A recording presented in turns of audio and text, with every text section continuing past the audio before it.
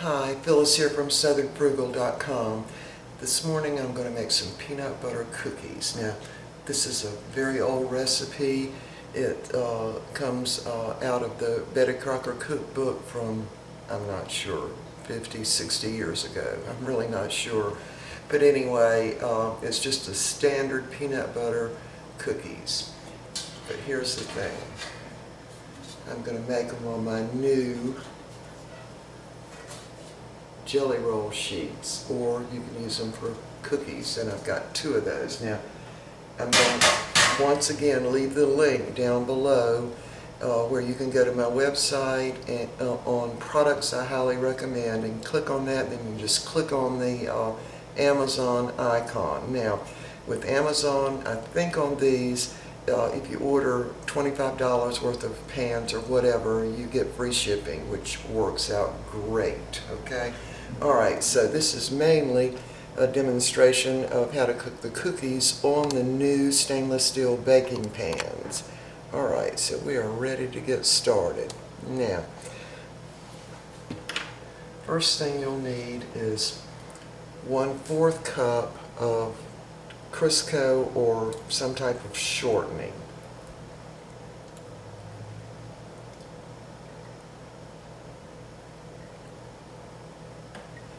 Alright. 4 tablespoons of softened butter, and I just do this in the microwave. Or 1/4 cup really of butter or margarine. Alright, now to this we're going to add 1/2 cup of light brown sugar and 1/2 cup of regular sugar. So just jump that right in. And just use your spatula and kind of mix that in together. You really don't need a mixer for this, because it comes together pretty easily with just a spatula.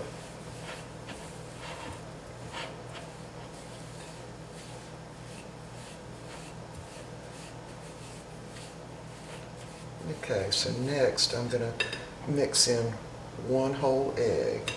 That's a large egg.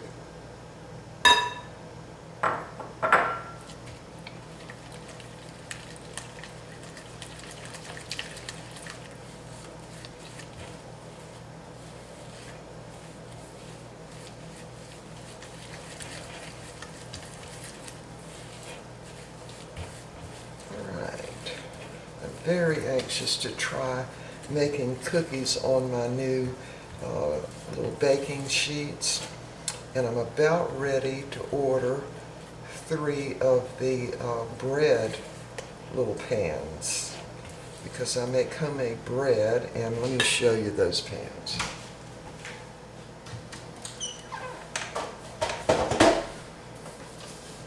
Here they are. I haven't really used them all that much, and they don't really look that bad, but look around the edges. These are coated with that non-stick kind of thing. Now, I bought 4 pans when I bought these because I thought I could get 4 in my oven. I've got a small wall oven, but I can't get 4 in there, so I've only ever been able to bake 3 loaves at one time, so I'm only going to order 3 pans. Alright, so needless to say, I'm very excited about these stainless steel pans. They just work super. And by the way, they are not made in China, they are made in India. Alright, got a few little brown sugar little blobs in there, so I'll just mix that up a little better. Okay, so now we're ready to add 1/2 cup of peanut butter. Now, when the recipe for the peanut butter cookies came out in the really old Betty Crocker Cookbook, the peanut butter was much thicker than this. This is that all natural. You see, it's could be a little runny. So what I actually did is use just a little less butter, anticipating that this peanut butter is not as dry as the peanut butter was back in the 1960s, I guess. Alright, So now we're going to mix that in. Now, I am using self-rising flour. And that way I don't have to put any salt or baking powder in. All I have to do is just use the all-purpose flour. And this is White Lily all-purpose flour. And you will need I actually used 1 1/3 cups, anticipating this all-natural peanut butter has a little more oil in it, but the actual recipe calls for 1 1/4 cups of flour. And if you want to use the all-purpose flour, you won't need any salt or baking powder. But if you use the all-purpose flour, let me just read this recipe.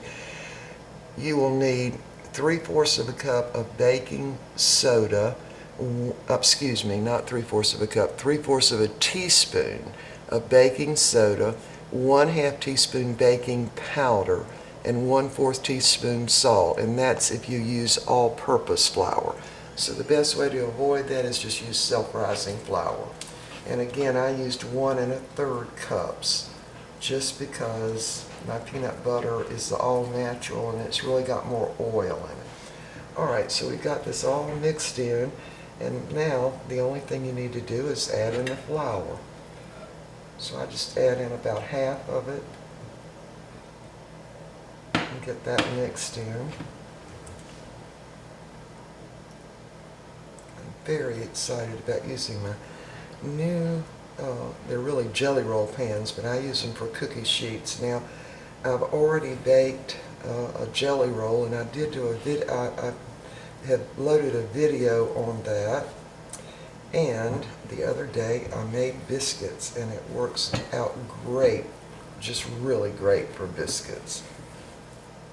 Alright, so we got about half that flour in. Now I'm going to go ahead and add the other half.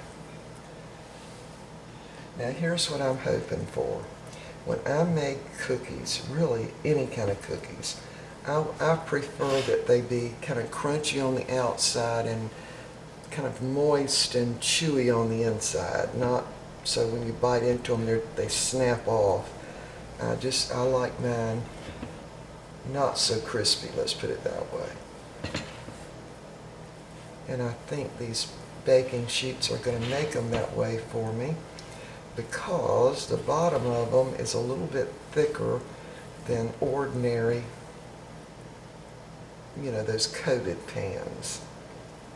Of course, you don't want them too thick, because then they wouldn't get brown really good on the bottom, I guess. I don't know. Anyway, alright, so now, here's what you need to do.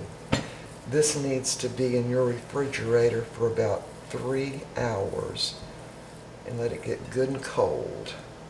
Now, I cheat on that. What I actually do is put it in the freezer of my refrigerator, which has the little fan, of course, and that way it gets cool really in about 30 minutes. So that's what I'm going to do. But the recipe actually says to put it in the refrigerator for 3 hours.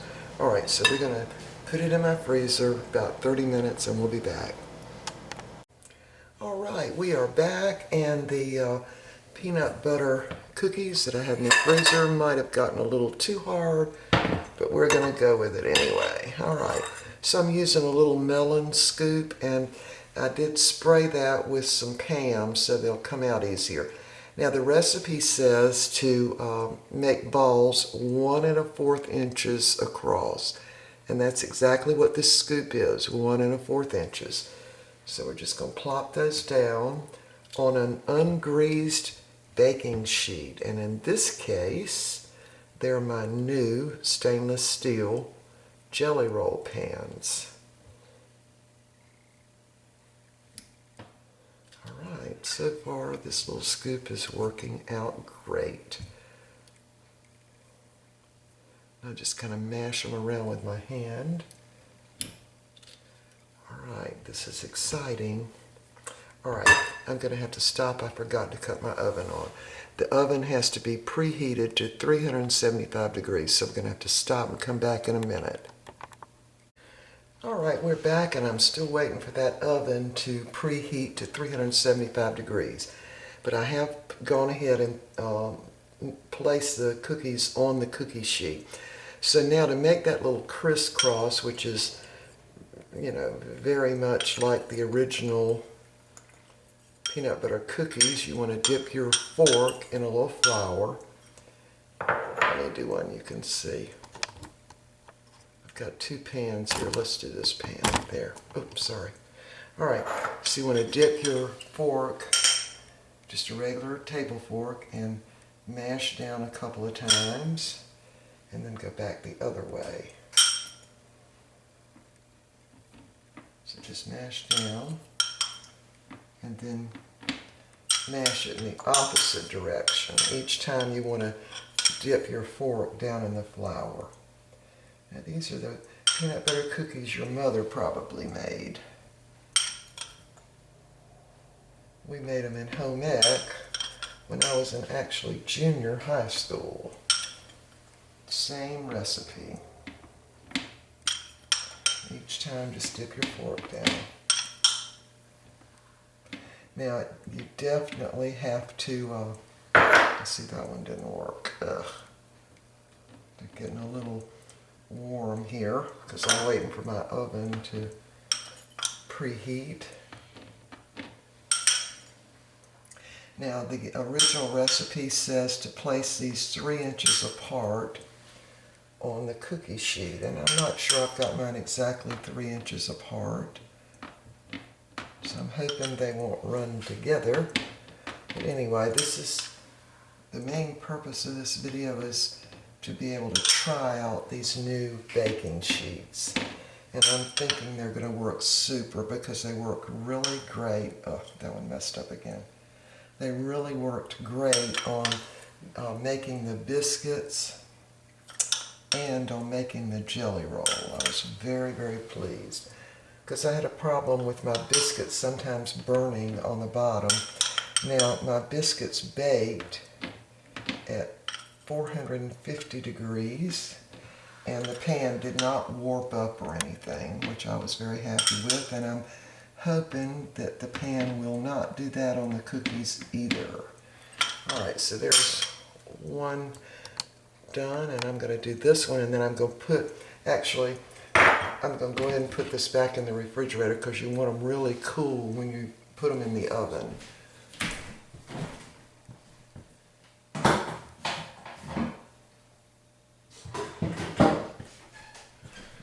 Alright, so we'll just concentrate on this pan now.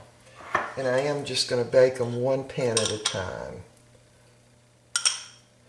See, they're already getting a little warm. And by the way, when the cookie batter is really good and cold, you can use that little melon scoop and it works out just great. Makes them exactly the right size. Alright, I think my oven might be ready now. And I'm going to bake these probably only about 9 minutes. That one messed up too. Just put that back on there. Because I want mine chewy on the inside. I don't want them, you know, all crispy. I don't like them that way. I prefer to have all my cookies a little moist. So now I'm just going back the opposite way with the fork.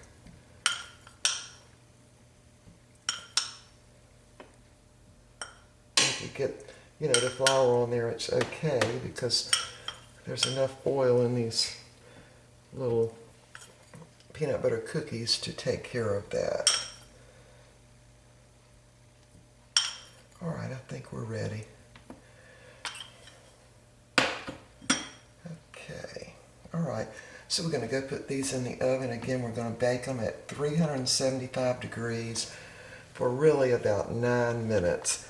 My oven only sets for every 5 minutes, so what I'm going to do is set my timer for 9 minutes. And when we get ready to take those up, we'll be back. I'll let you see in the oven, make sure this pan doesn't warp up. All right, my cookies are done. I think, yeah, they are done. I want you to see the pan. It didn't warp up at all in the oven. And the reason for that is because it's thick enough to not do that. All right, let's take these over. Now we want to let these sit on the cookie sheet for about 2 minutes, and we'll be back. All right, these cookies have cooled for about 2 minutes, so now I'm going to take them off the cookie sheet. Now, you do not need to grease your cookie sheet at all. You want it on an ungreased baking sheet. Now, I like my cookies chewy, not crispy, so hopefully that's the way these are going to be.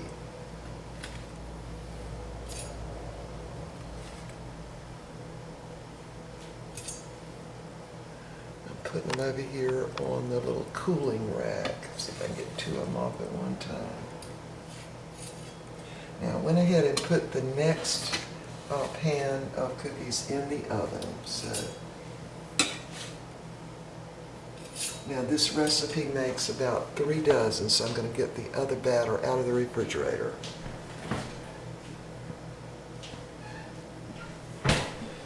I'm not sure it's going to be 3 dozen, but I think it'll be close.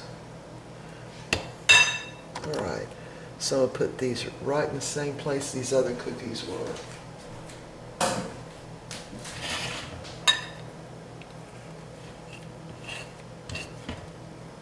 Now, when I went to elementary school in a grammar school in Virginia on the peninsula, and it was called Copeland Park Elementary School. Now, I was in the group of the first of the baby boomers, born in 1945. And in the 2nd grade, we had to go in shifts, and each class had about 40 students in it. There just were a lot of students because my dad worked in the shipyard there, as did a lot of the other parents of students I went to school with. And the peninsula was really a rich area because the tax base, I guess, was really big there because of the shipyard. That was a Newport News Shipbuilding and Dry Dock Company, I think is the full name. And it's been sold. I don't know really what the name is now, but my brother still works for that company in Virginia. But anyway, what I wanted to tell you about was we had a lunch wagon, that's what they called it, that came around. Now, in the 2nd grade, we didn't get served lunch because we went there in shifts. In the first of the year, I went there in the afternoon shift, and then the next part of the year I went there in the morning shift. But we got out at lunchtime, so they didn't serve us lunch. But by the time I was in the 3rd grade, of course I went all day, and you know, I think that my 3rd grade class was probably 45 or 50 students. And it was amazing. We were able to learn even with that many students. Now they say, oh, we don't want but no more than 20 students per class. So it worked for us, though. We all did well. But anyway, the lunch wagon would come around. And one of the things that they served from that lunch wagon, or what they call lunch wagon, it would come down the hall. It was plugged in and had all the food on it. And I think there were about 3 or 4 ladies that manned the lunch wagon. And one of the things we had was vegetable soup. It was homemade vegetable soup. And they would serve that with either a pear, you know, in the little section on your little tray with a little of the juice, or a peach. And they would serve a little square of cornbread with that homemade vegetable soup. And then we had a peanut butter cookie. And they were not crispy at all. They were, of course, homemade. And I guess that's why I like my cookies not crispy. I like them not really gummy, but, you know, moist in the middle. And those are some fond memories of my grammar school days. And again, there were a lot of us because we were the beginning of the baby boomers. And now we are the largest population in the United States. Those born between 1945 and 1955. And I think some of y'all probably watch my channel. So it'd be interesting to know how many students were in y'all's classes. Because I don't think they had laws back then governing the number of students that could be in a class. And it's amazing that we were all pretty smart. And we didn't have any trouble learning. Of course, the discipline was much greater back then than it is now.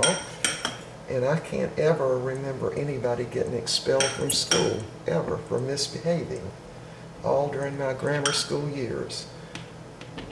And now, I mean, it's just sad the way things have turned out now for the children. Of course, the 1950s were very innocent days. They really were. All right, I'm just making sure these are all rounded. Now, as soon as my other cookies get done, we'll pop these right straight in the oven. And again, I had to bake these for about 12 minutes. Now I'm going to go ahead and taste of one of these and show you what I'm talking about. Lightly browned on the back side, moist on the inside. See, they're not crispy, which is exactly how I like them. So on these pans, in my oven at 375 degrees, they need to be cooked about 12 minutes. Now, if you want them crispier than that, you'd need to cook them a couple of minutes longer. Now, you can get these pans on Amazon. Let me finish chewing my cookie bite. So good. Okay. When you order from Amazon, and I've said this in my videos before, but I just want to say it again. I mean, the name of my website is southernfrugal.com. And what I'm going to do is I'll put a link down below so you can go to my website. When you get on the website, go to products I highly recommend, and I'll put that down below too so you'll know. And once you get on there, you'll see the icons for Amazon for the pans. Now, you'll probably see the cake pans, but if you click on that, on Amazon, it'll show you all the different pans. Now, why am I recommending that? First of all, they're stainless steel. They are everything that you think they're going to be and more, okay? It's from a company called Norpro.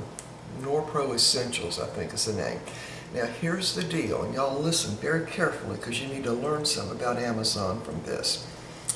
When a company lists something on Amazon, their contracts tells them that this product cannot be available anywhere else in the world for a price that's less than what it's listed on Amazon for. So keep that in your mind. Now, the next thing that you want to know is who pays the postage.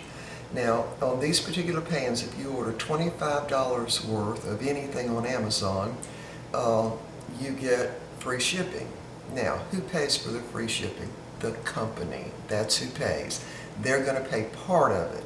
So, it really is to your benefit to order almost anything from Amazon because of the way it works. Now, there's a lot of controversy now about the taxes, and a lot of the big stores, I mean, they went to Congress and everything, wanting local states to charge sales tax for things that were purchased on Amazon. And some do charge tax now, but a lot of them don't. So if you live in a state where they're not requiring tax to be charged by Amazon, then you're in great shape, okay? So in the town, the biggest town that I live close to, it's, I don't know, 25 or 30,000 people that live in that town. But anyway, they have a Walmart. And we have to pay 7% local tax on anything you buy in there other than groceries. And I think the groceries are 1%. In some of the other counties here in the state, we pay 3% on anything that's non-grocery, and then 1% on the groceries. So, keeping that in mind, now, again, the whole thing is how you can get it the best quality product, the cheapest. Got to get my cookies. And I'm going to put these in while I've got the oven door open.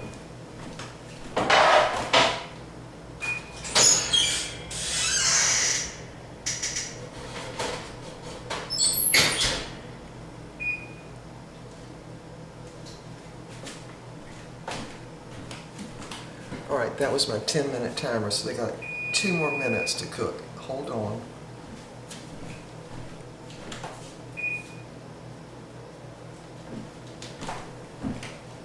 All right, I want to get this out about Amazon. So here's the deal. If you find a product in a store cheaper than what it is on Amazon, you need to simply report it, because Amazon will make them lower that price to what it is in the store. I don't care if it's on sale, it doesn't matter. If the price is lower, Amazon does not allow them to undercut their price. So that's the good deal for the consumer.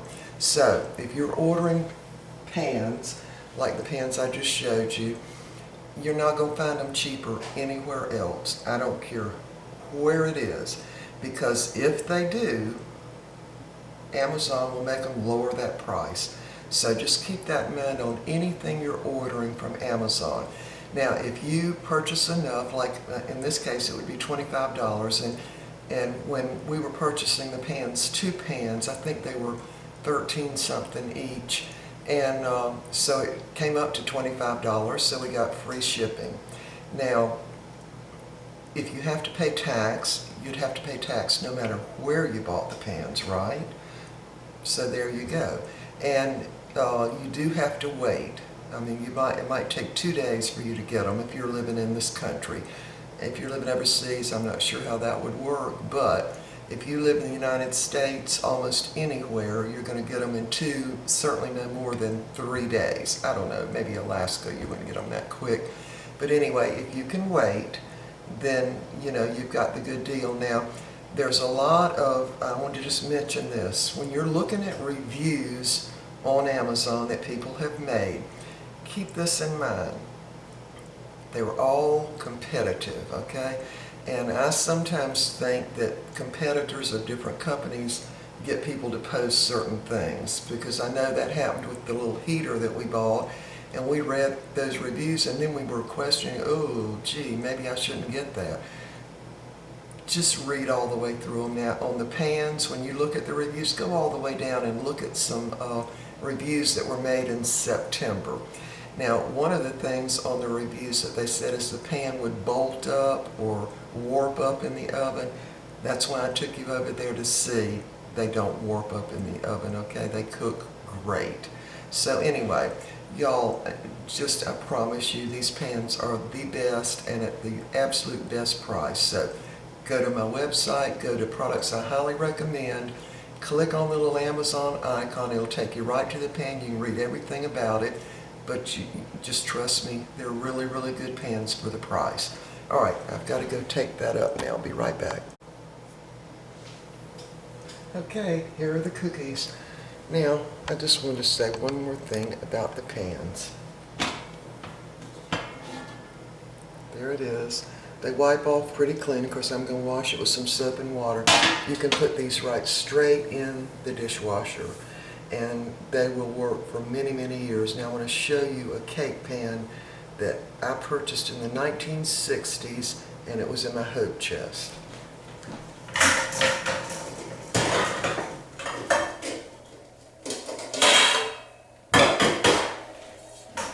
Here it is. Now it's really, really old, and you can see marks all over it. And I don't know why those marks are on the back of it, but you can actually feel them. I probably put like fudge candy on there and cut it. I'm just guessing. I don't know what I did, but I used to make brownies in this all the time, and you can see all the scratch marks in it. There's no rust on this pan. And again, it's from the 1960s, okay? All right, so there are the cookies, and we are done, except for those that are in the oven. I think I've got another 8, so it didn't quite make 3 dozen, but close. All right, so we'll see you next time. Well, let's look at these cookies close up.